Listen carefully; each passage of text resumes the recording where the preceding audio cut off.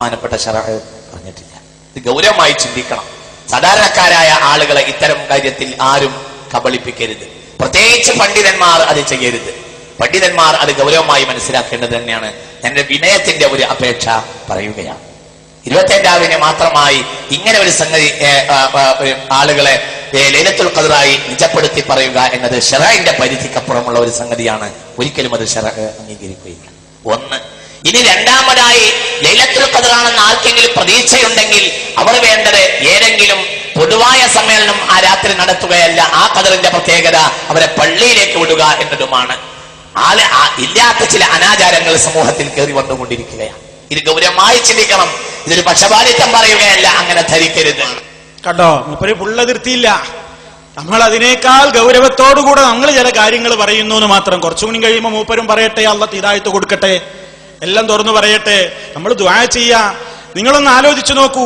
അപ്പോ ആരൊക്കെയാ ഇപ്പൊ ഇതിനെതിരെ ഇറങ്ങിയിരിക്കുന്നത്? ഒറ്റക്കെട്ടായ ആളുകൾ ഇപ്പൊ ഇതിനെതിരെ ഉണ്ട്, അല്ലേ? നിങ്ങൾ മനസ്സിലാക്കണം. മാത്രല്ല, നിങ്ങളുടെ തന്നെ ആളുകൾ എന്താ എഴുതിക്കൊണ്ടിരിക്കുന്നത്? ഈ നിങ്ങൾ നടത്തുന്നത് സ്വലാത്ത് ആരാധന എന്ന നിലക്കല്ല, ആത്മീയ കച്ചവടമാണ്.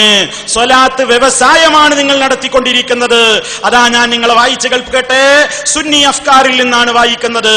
ലക്ഷങ്ങൾ തട്ടിപ്പറിക്കുന്ന കവാത്ത് എന്നാണ് ഹെഡിങ് കൊടുത്തത്. ലക്ഷങ്ങൾ തട്ടിപ്പറിക്കുന്ന കവാത്ത് ഇസ്ലാഹിലെ വാചകമല്ല, അൽമനാറിലെ വാചകമല്ല, വിചിന്തനത്തിലെ വാചകമല്ല, ഏതെങ്കിലും മൗലവിമാരുടെ പ്രസംഗവുമല്ല. കാണിക്കുന്നത് ഏതാണ്? സുന്നി അഫ്കാർ വാരികയാണ്. ഹെഡിങ് തന്നെ ലക്ഷങ്ങൾ തട്ടിപ്പറിക്കുന്ന കവാത്ത്. കേട്ടോളൂ. മലപ്പുറം ജില്ലയിലെ മുട്ടിപ്പടി ഇപ്പോൾ പെട്ടിപ്പടിയായി മാറിയിരിക്കുന്നു. നല്ല ചേർച്ചുണ്ട്, അല്ലേ? റമദാനിലെ 27-ാം രാവ് ലക്ഷങ്ങൾ തട്ടിയെടുക്കാനുള്ള കവാത്ത് കളിക്ക് വേണ്ടി മാറ്റിവെക്കുന്നു. പ്രവാചകന്റെ അനന്തരന്മാർ ബ്രാക്കറ്റിൽ ക്വസ്റ്റ്യൻ മാർക്ക്, പ്രവാചകന്റെ അനന്തരന്മാർ എന്ന് അവകാശപ്പെടുന്ന ഈ വലിയ വമ്പന്മാർ അന്ന് അവിടെ ഉത്സവച്ചായ തീർക്കുകയാണ്. 2-3 കിലോമീറ്ററിലധികം ദൂരം വഴിവിളക്കുകൾ നാട്ടിയും ഉച്ചഭാഷിണി ഘടിപ്പിച്ചും ദിവസങ്ങൾക്ക് മുമ്പ് തന്നെ ഇവർ മേളക്കൊരുങ്ങുന്നു. സ്വഭവനങ്ങളിൽ തസ്ബീഹും തഹ്ലീലും എല്ലാമായി പ്രാർത്ഥനയിൽ കഴിയുന്ന സ്ത്രീ ജനങ്ങളെപ്പോലും മണ്ണിട്ട് നികത്തിയ വയലിലേക്ക് ക്ഷണിക്കുന്നു. സ്വന്തം മഹല്ലിൽ ജമാഅത്ത് നടപ്പിൽ വരുത്തി അല്ലാഹുവിന്റെ പള്ളികൾക്ക് പവിത്രത കൽപ്പിക്കേണ്ടവരായ പുരുഷന്മാരെയും ഈ കവാത്തിലേക്ക് ക്ഷണിക്കുന്നു. മഹാനായ നബി സല്ലല്ലാഹു അലൈഹി വസല്ലമയുടെ മേൽ സ്വലാത്ത് ചൊല്ലാൻ സ്ഥലകാല വ്യത്യാസമില്ലെന്നത് നേരാണ്. പക്ഷേ അതിന്റെ പേരിൽ പിരിവെടുക്കുന്നതും ഇരിപ്പിടത്തിന് സ്വർഗം വാഗ്ദാനം ചെയ്യുന്നതും എത്ര കണ്ട് അംഗീകരിക്കാൻ കഴിയും? ഇനിയും കേട്ടോ, ഈ അടുത്ത കാലത്തായി ആത്മീയതയുടെ മറവിൽ വിശ്വാസികളെ ചൂഷണം ചെയ്യാൻ ചിലർ റമളാനിൽ വല വിരിച്ചു കാത്തിരിക്കുകയാണ്. അവർ പലതും കളിക്കുന്നു. ആത്മാവിനെ പുഷ്ടിപ്പെടുത്താനുള്ള ഭക്ഷണങ്ങൾ പോക്കറ്റ് പരിപോഷണത്തിനായി മാറ്റിവെക്കുന്നു. സ്വലാത്ത്, തൗബ, സിക്ർ, തഹ്ലീൽ, തസ്ബീഹ് തുടങ്ങിയ മഹൽ കർമ്മങ്ങൾ പണപ്പിരിവിനുള്ള ഏർപ്പാടാക്കുന്നു. മുജാഹിദ് എഴുതിയതല്ല, ഒറ്റക്കെട്ടെന്ന് പറഞ്ഞില്ലേ? ആ സുന്നി അഫ്കാറിൽ കൃത്യമായി തന്നെ രേഖപ്പെടുത്തുന്നു. അവിടെ നടക്കുന്നത് മുഴുവൻ തട്ടിപ്പാണ്. നിങ്ങളുടെ മജ്ലിസിൽ പല തട്ടിപ്പുകളും നടക്കാറുണ്ട്.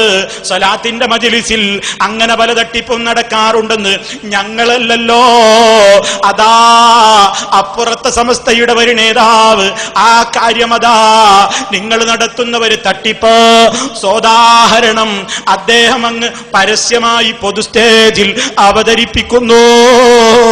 മാനു മുസ്ലിയാരാണ് അപ്പുറത്തെ സമസ്തയുടെ സമുന്നതനായ നേതാവ് KT മാനു മുസ്ലിയാർ അവരുകളതാ നിങ്ങളുടെ ഈ തട്ടിപ്പ് അദ്ദേഹം ഒന്ന് കേൾപ്പിക്കുന്നു, ശ്രദ്ധിച്ചോളൂ. പക്ഷെ അതല്ല, അതിനു മുമ്പ് മറ്റു ചിലരെ പരിശോധിക്കണം എന്നെനിക്കൊരു അഭ്യർത്ഥനയുണ്ട്.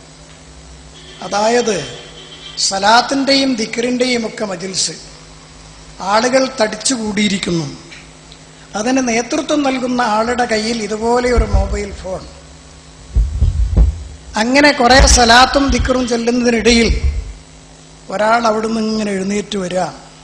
അപ്പൊ ഇവിടുന്ന് പറയണത്, കഴിഞ്ഞ സലാത്തിൽ അല്ലെങ്കിൽ ദിക്റിൽ പങ്കെടുത്ത ആള് അയാൾ രോഗബാധിതനായിരുന്നു, തീരെ നടക്കാൻ കഴിയാത്ത ആളായിരുന്നു.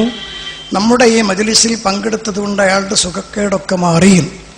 അപ്പൊ അങ്ങേ തലക്കുന്ന ഒരാൾ എഴുന്നേറ്റ് വരും, ഞാനാണ് ആ ആള്, എന്റെ സുഖക്കേടാ മാറിയത്.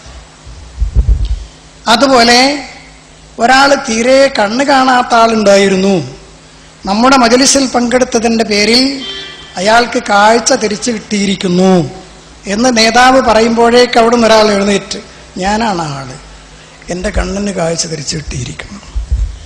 അപ്പൊ ഈ തരത്തിലുള്ള അഭിനയം അത് പാണക്കാടില്ല. അതെവിടെ നടക്കുന്നു എന്ന് പരിശോധിച്ചിട്ട് അവിടെ വേണം ആദ്യം പരിശോധന നടത്താൻ. ഫോണിലൂടെ ഇവിടെ ദിക്റും സലാത്തും നടന്നുകൊണ്ടിരിക്കുമ്പോൾ ഫോണിലൂടെ ഇങ്ങനെ അഭിനയിക്കാം, എന്നിട്ട് പറയാം, പിന്നെ ഇപ്പ വിളിച്ചത് ആരാന്നറിയോ?